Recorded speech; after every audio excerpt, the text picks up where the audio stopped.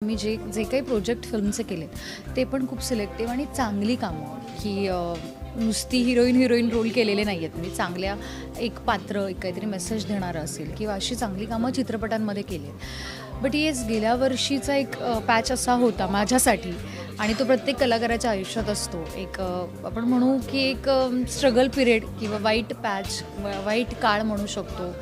आणि मला असं वाटतं की तो यायला हवा प्रत्येकाच्या आयुष्यात. तर माणूस स्वतःच्या पायावर उभं राहायला पुन्हा शिकतो. असा एक काळ माझ्याही आयुष्यात होता. गेल्या वर्षीचाच फेब्रुवारी, मार्च, एप्रिल जो काही होता. भूषणच्या पायाचं ऑपरेशन झालं होतं. भूषण म्हणजे माझा नवरा आणि त्याच्या पायाचं ऑपरेशन झालं ते हिप रिप्लेसमेंटचं झालं. सो ते खूप मोठं ऑपरेशन होतं आणि सगळ्यांना माहिती आहे आम्ही दोघंही एकाच इंडस्ट्रीत काम करतो आणि दोघांनाही जर काम असेल तर ते बॅलन्स्ड होतं, आपलं घर, आपला संसार.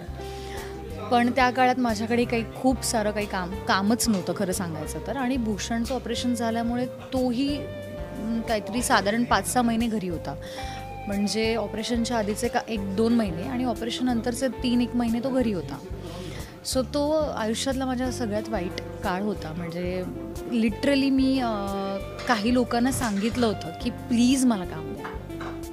मी बहिणीचा रोल करेन, मी वहिनीचा रोल करेन, मी निगेटिव्ह रोल करेन, पण प्लीज मला काम द्या. कारण जर आपला पार्टनरच घरी आहे आणि घरी बसला किंवा आपल्याकडे रोज 2 टायमाचं जेवणासाठी आपले जर पुढे काही महिन्यांनी हाल होणार असतील तर म्हटलं आता कुठलंही काम असू देत आपण हे केलंच पाहिजे, काम हे केलंच पाहिजे. मग तो रोल एका कलाकाराला कुठलाही असला तरी कलाकारांनी ते केलं पाहिजे.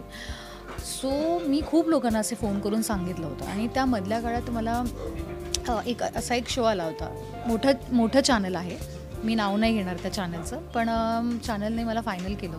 लुक टेस्ट झालं, मॉक शूट झालं, जी काही प्रोसेस असते ते सगळं झालं माझ्यासोबत. आणि आदल्या रात्री मला फोन करून सांगितलं की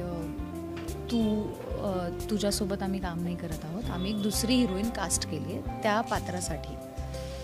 सो मला इतकं भयंकर वाईट वाटलेलं. म्हणजे तो काळ माझ्यासाठी अजून भयंकर होता की तुम्ही इतकं सगळं माझ्याबरोबर कमिटमेंट दिल्या, ॲग्रीमेंट साईन केलं.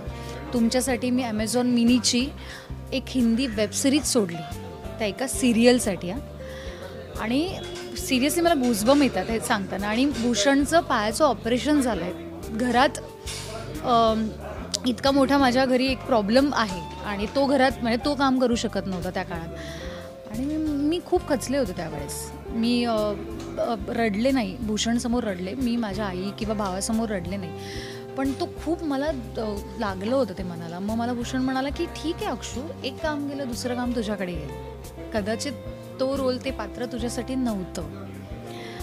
आणि फॉर्च्युनेटली किंवा अनफॉर्च्युनेटली तो शो आता बंद होतो.